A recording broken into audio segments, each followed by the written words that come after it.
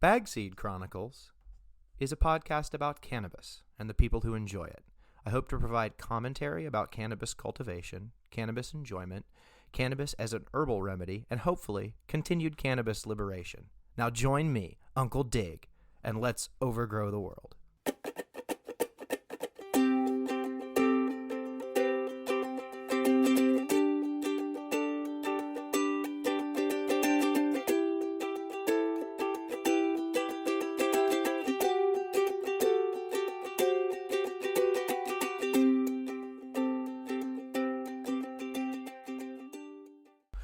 Hi everyone, welcome to Bagseed Chronicles. I am Uncle Dig. I have a pretty medium length, long show for you today.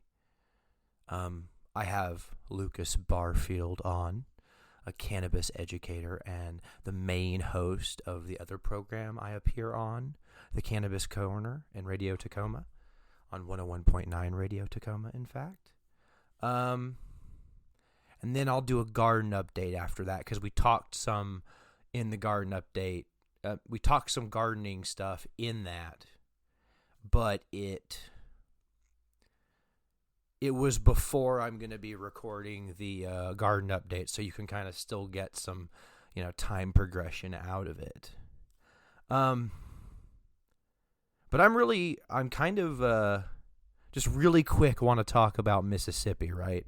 I don't know if y'all heard, but the Mississippi Supreme Court struck down the medical cannabis ballot measure that the people passed by 74% on a technicality, and they also threw out some other stuff because they threw out the whole voter referendum signature process completely. So there's no way for individuals to petition the state government in Mississippi anymore because Mississippi didn't want medical cannabis.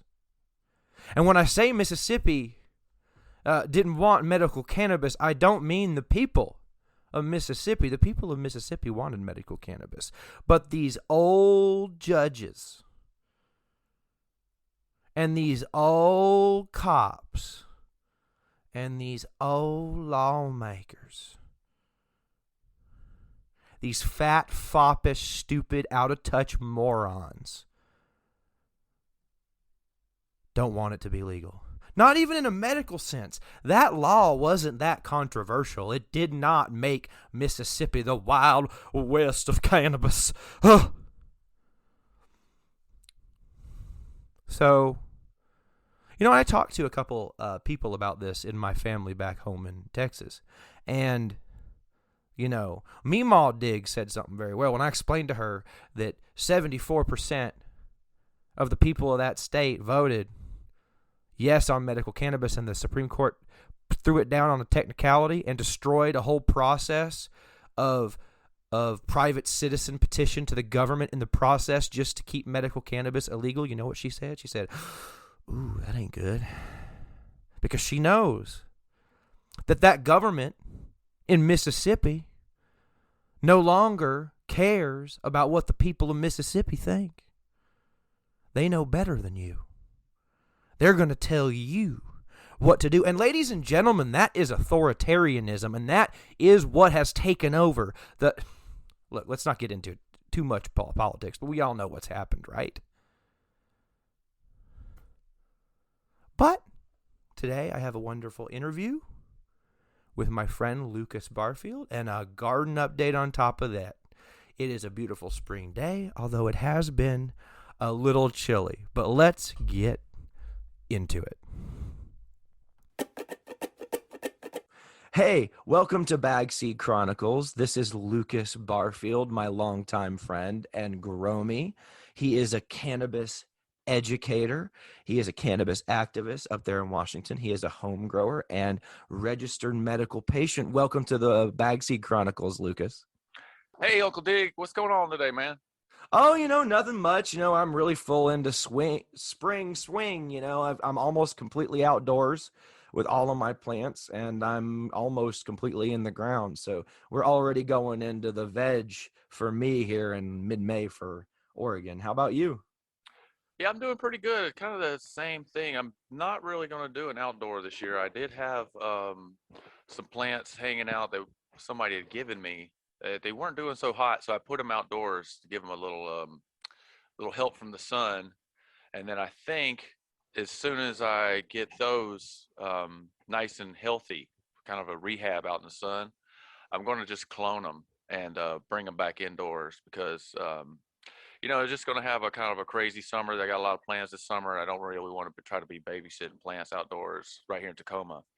And the indoors going pretty good. I got myself a tent, man. It's been a while. Yeah. You were talking about that before we came on live. Yeah, these tents. I've always kind of wanted to get one, and I'd never seen one. And a buddy of mine had one, and he wasn't using it anymore. And he said, "Hey, you want to use this thing?" And I set it up, and they are really nice. I think the best part about it is the reflective nature of the inside, how it's reflective, and it so makes the light so bright, and you can really control the environment. And that's what I really like about this so far. So I think I'm just going to try to.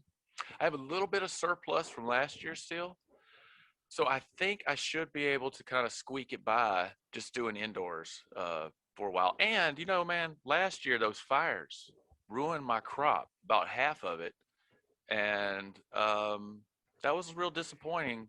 And I don't want to have to go through that again this year if I'm dealing with all that smoke and everything. So, That makes sense. It really negatively affected my garden last year too. And my kind of whole approach to that this year is like I'm trying to have two different main outdoor harvests. I'm growing autoflowers. So I'm yeah, hoping that those will be done earlier in the summer.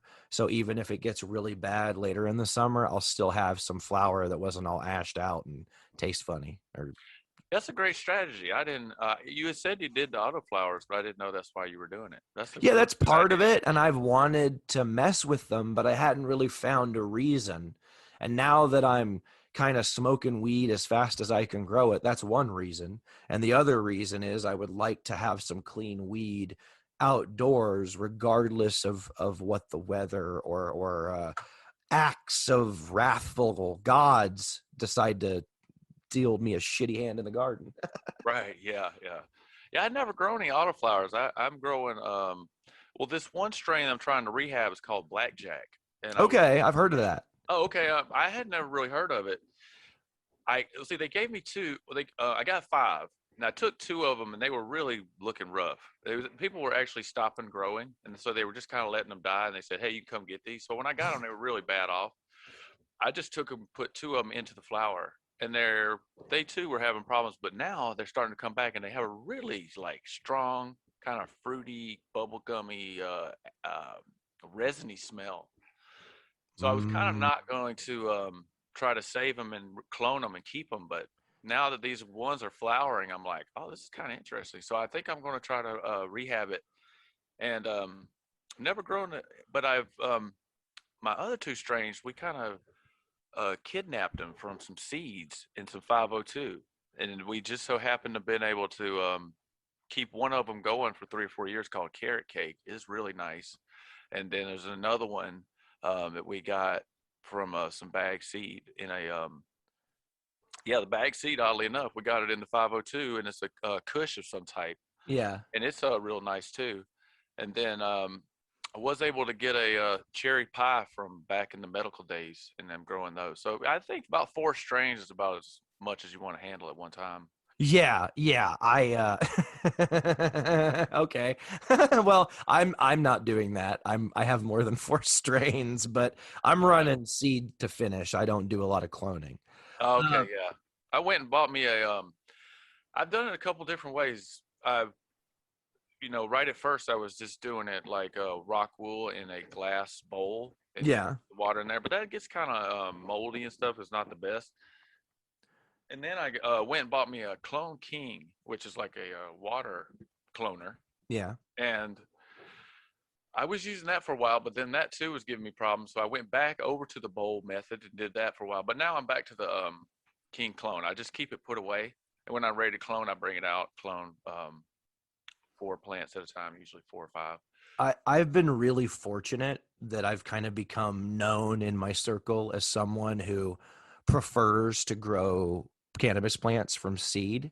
Ah, And so people keep giving me like if there's someone like so for instance, if someone gave you something and you know you weren't going to grow it, sometimes someone like you might give me like 2 out of 3 of your seeds and just keep one for a rainy day, but give me 2 of them. Well, now I've got 2 from you. And then now my buddy, let's say he has some, he gives me some. Next thing you know, I've got enough seeds to where I've got like gardens in my head that I want to do and pheno hunts now Yeah, for yeah. like 3 years out. So there's no reason for me to take cuts unless I just find something that I just can't live without. But I'm still searching for that green goddess, if you will, that perfect plant that I feel the need to keep around.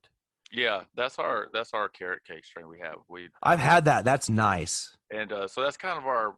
But you're right, man, because sometimes you get the wrong ones and they just don't do. They're too heady or too sleepy or whatever it is. But um, yeah, it's interesting.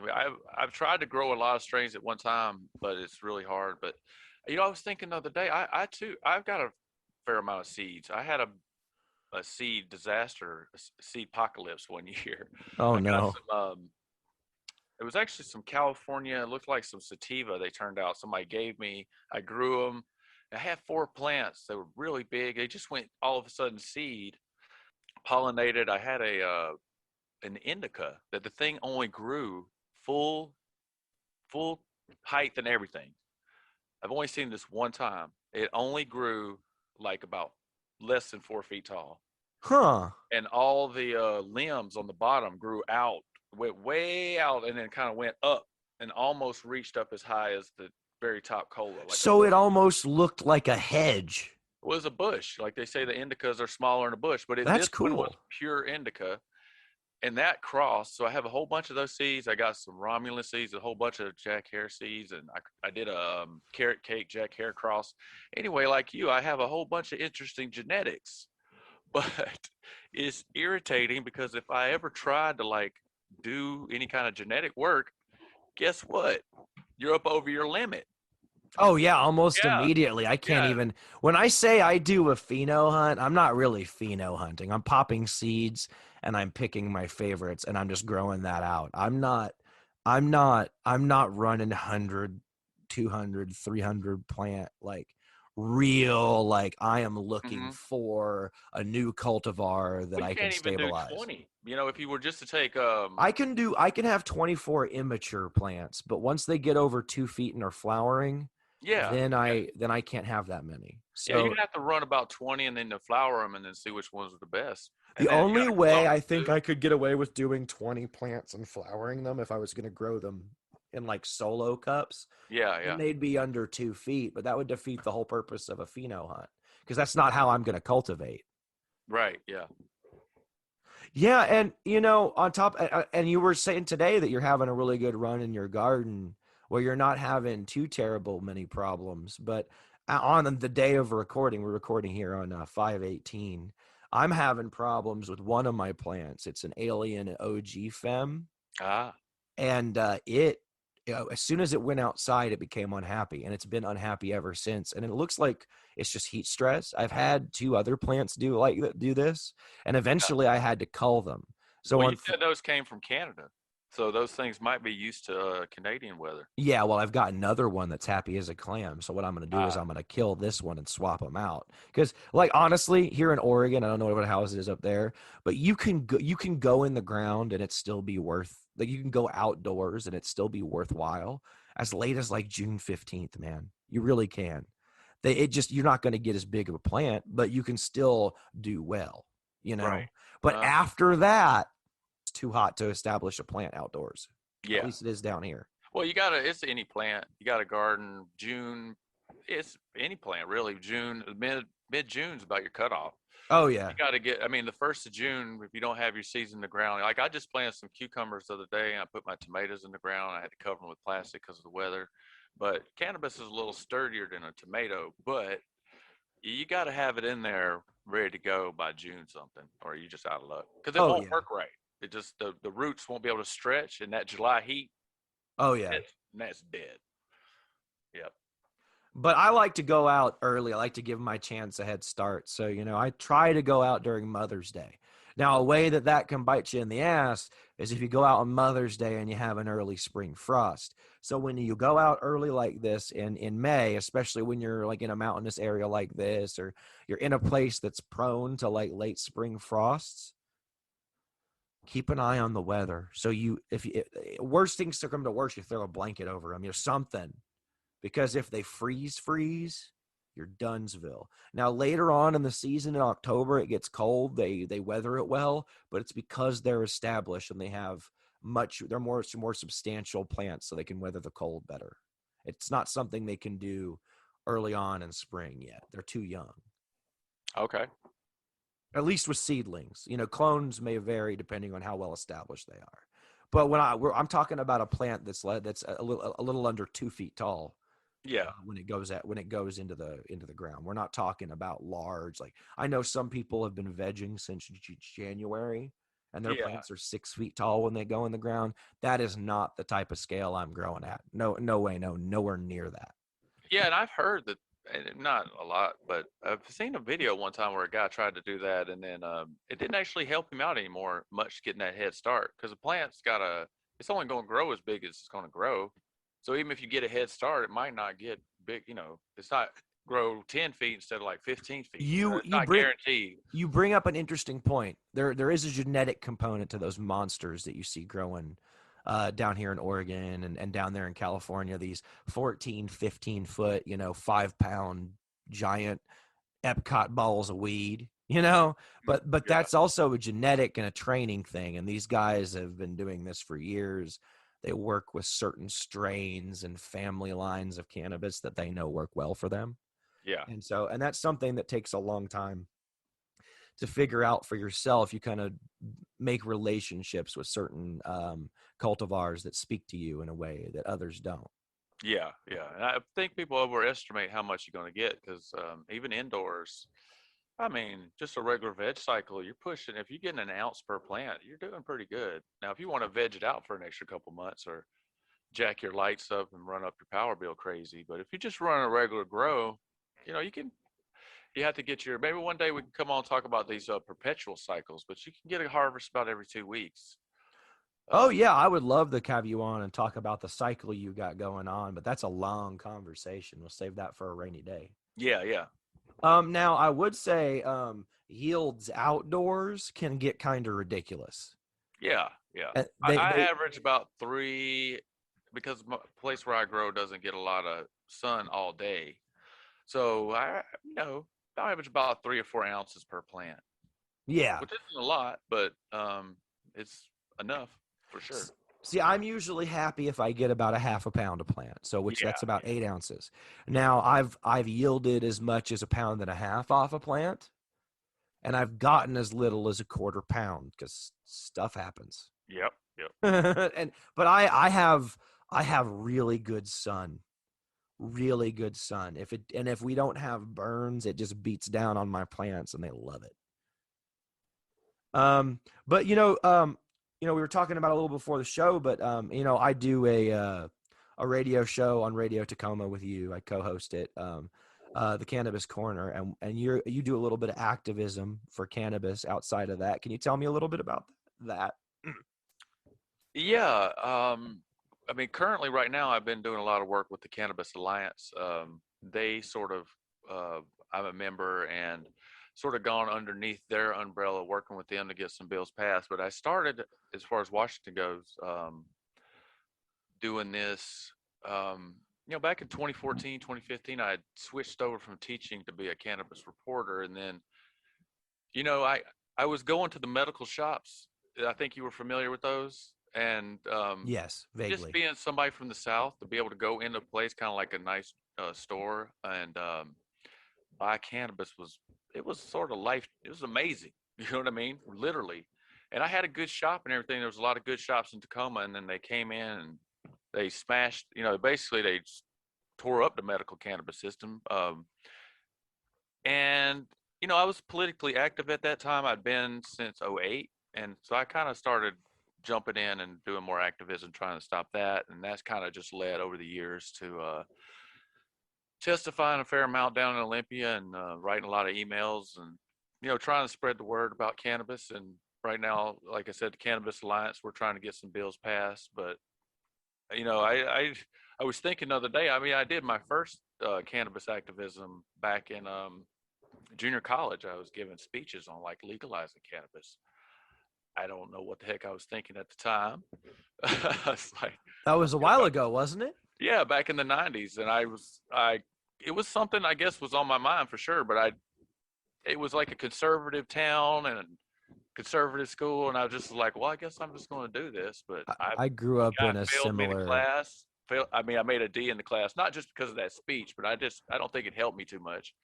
But No, I'm sure it didn't. that's something people don't talk about too. Is there's a lot of cannabis in the South, and so that's actually um, I was not always an activist for sure, but it's just always been around. You know what I mean? Yeah, and I think to a large degree, I was a little bit more insulated from it as a kid, but I didn't really seek it out either. Yeah, I wasn't seeking it out. It was just my parents were like hippie types, and they would just traveling around. We'd go parties and places and barbecues and campouts and all this stuff, and right. There was always the cannabis around. My dad was a cannabis user, and I don't know for sure. Rest in peace. Couldn't ask him, but I'm probably pretty sure one of the reasons he moved to Alabama was so he could grow cannabis. So, it's just been something all around. So the activism is kind of like, I'm to the point now where it's just like, come on, folks, let's just get this done so we all can go home. It's really, they're dragging it on a lot. Yeah, there's a lot of money in weed not being available to squares, man. Once squares realize they can smoke a joint instead of taking some aspirin or it's going to change. It's going to change a lot of the ways that people approach not only analgesic medicine, but pain relief and stress relief in general. I think you're going to see, and I think Big Pharma knows this, you're going to see sales declines both in liquor and pills when cannabis comes to town. That's what happens. Yeah, well, the big problem is though, is they're not letting Joe Schmoes like you and me, and they're definitely not letting people of color and black folks in the industry. That's one of the big problems. That's where the activism is kind of going right now. Is, agreed. Hey, now that's legal, we want our cut, because there's a lot of talk about, and it's well deserved. The cannabis industry is not very diverse, not just in a racial way, and disability way, veteran way. You can say that. A lot of ways, and so I think the activism is kind of going in that direction. But I don't want to say. I will say as a veteran, and I can't speak for all veterans, and you know that I'm a white veteran, right? And I'm a male, right? So, and I'm 6 feet tall, so those are some things that work toward me. You can't see my disability by looking at me, but I've been pretty accepted in the medical scene here in Oregon.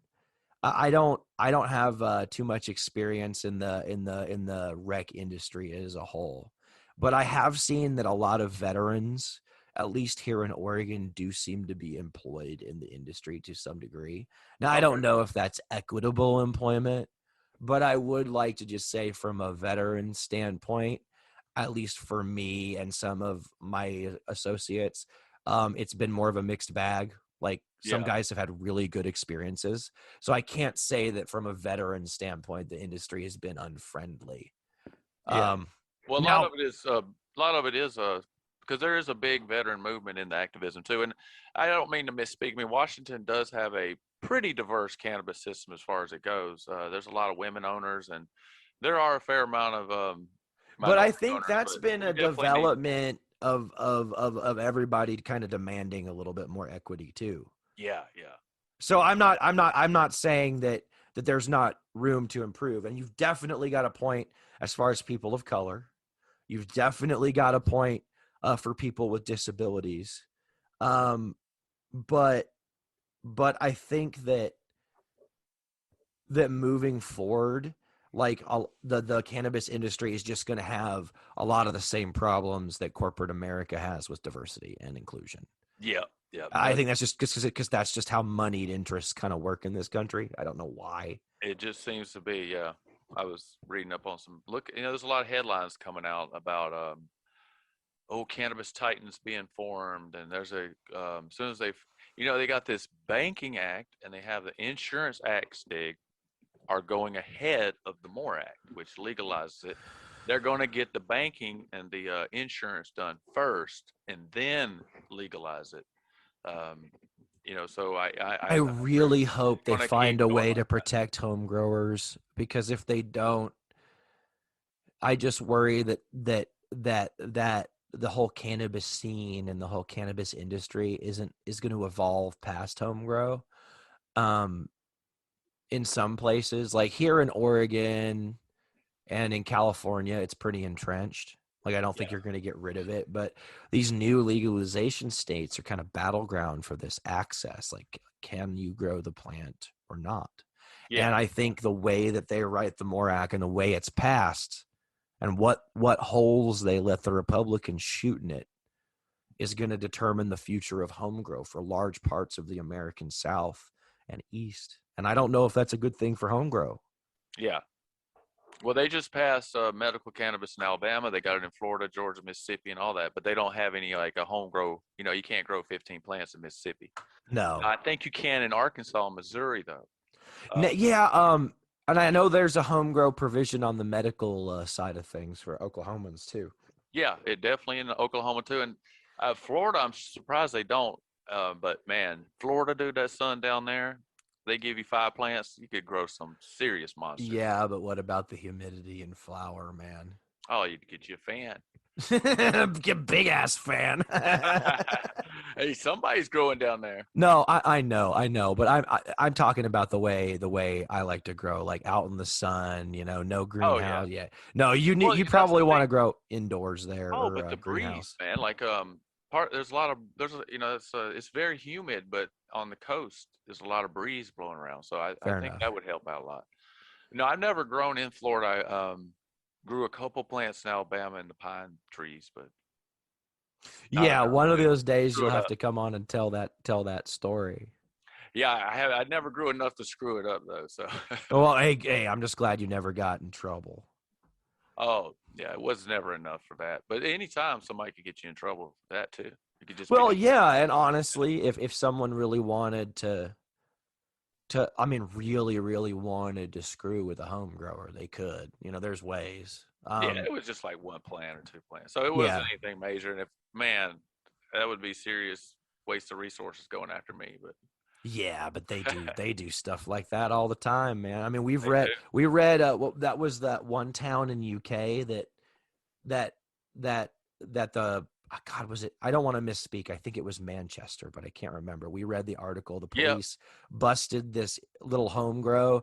Some dude had looked like two little yeah, one two foot little tall plants. sticks Yeah. that Oh yeah, it was. maybe get like an eighth off of each one, and they busted his ass. And I was like, God damn, there's not enough weed on each of those plants for a blunt each, and you're gonna send this They man did. up Yeah, the river, dude. they did. And, Man, UK's having some issues right now. oh yeah, but UK's also got like a really robust indoor grow scene. It's crazy from what I understand, like how much cannabis is actually being grown in the United Kingdom right now. Yeah, I have a friend over there's got a CBD business, and apparently he's been doing it for a long time. So he's been doing a lot of oil and stuff. So Nice. somebody's growing it. Oh I just yeah. saw the other day that he was doing it. So that's kind of interesting. But that's where they like the UK cheese, that strain. Oh, that came from the UK, and Oh, it's have you London. had a really good potent bud of that? I mean, London is a massive city, so somebody's growing weed over there. Yeah, I think in the last 10 years, I think there's been a lot more cowboy like home growing, and in states where it's legalized, they're just producing so many seeds now. There's so many seeds, it's so much easier to get seeds. Oh, did you see the story over in the UK? They had one time where somebody grew like 70 plants, like right up in the middle of town. Oh yeah, like near like the London Stock Exchange or It was something like. something, yeah, Yeah, I did. I remember that. That was funny. yeah. Well, thank you so much for coming on the Bagseed Chronicles, Lucas. Is there anything else you'd like to plug or talk about before we let you go? No, just thanks for having me on your show. And yeah, it's great to be on. I like the name. It was we were talking about just a minute ago how I found my couple of my plants in the bag seeds. I think people underestimate seeds and finding, and you can start your own cannabis strain at home if you want to. A couple seeds and some pots, you could breed them right there. So, and I'm with you. I hope that the home grows kind of open up around the country and we keep on moving this thing forward. And really, this is what it's all about: is people stop getting arrested and people being able to grow their own. All the store stuff is great, and that's helpful to be boosting the economy. And the taxes are great, but we just won't want it. We just kind of want to be left alone to do our thing with our cannabis. So, thanks for having me on, Dick. Couldn't said it better myself. All right, bye. All right.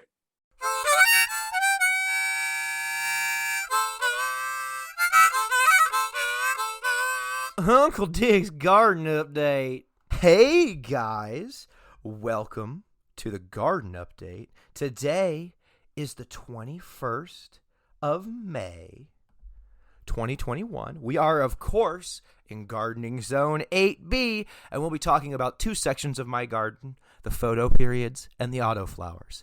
I have one indoor star killer that is severely root bound. It is waiting on someone to pick her up. Once that plant leaves my indoor space, that space will be completely shut down for the summer. The past couple of days have been cold and rainy, but it'll warm up soon. My chickens have figured out that cannabis plants are not only beautiful, but also taste great. So they are locked in the front yard now and will not be allowed in the backyard unsupervised. Some of my plants got an early pruning, I guess. All seem to be recovering well. The black domina are doing and showing no signs of nutrient deficiencies or watering issues. One has been topped and one has not, as it is a little shorter than the other one. My star killer plants are the true stars of the garden this year, or at least so far. No issues except for the larger one had some reddish spots forming on its leaves right after I uppotted. And a little CalMag recently perked it right up and got it uptaking the stuff in the soil a lot better. Now it is happy as can be. These are the only two plants that the 39-degree night we had on Wednesday did not phase at all. My first alien OG was removed. She was not adapting well to the heat in my garden. The other alien OG is severely root bound, but I put her in a 30-gallon smart pot today. So she should start perking up with the warm weather tomorrow, although she already kind of looks happier since this morning. Now, my Bagseed that I call Strawberry Dream is doing well. No issues whatsoever. Strong performer. She would be the star of the garden. But I worry she might be male. Seriously, this plant got a bit of droopy in the cold, but nothing major. A tank of a plant. Now, the two CBD plants that I planted in the big smart pots, one is happy and one looks content, but isn't thriving the way I want. Now, my suspicion is that when the nightly lows spike above 50 degrees Fahrenheit or 10 degrees Celsius, that she will perk right up. Now let's move on to the autoflowers. My Tangerine Dream autos are doing well. They are growing slowly in the subpar temperatures, though.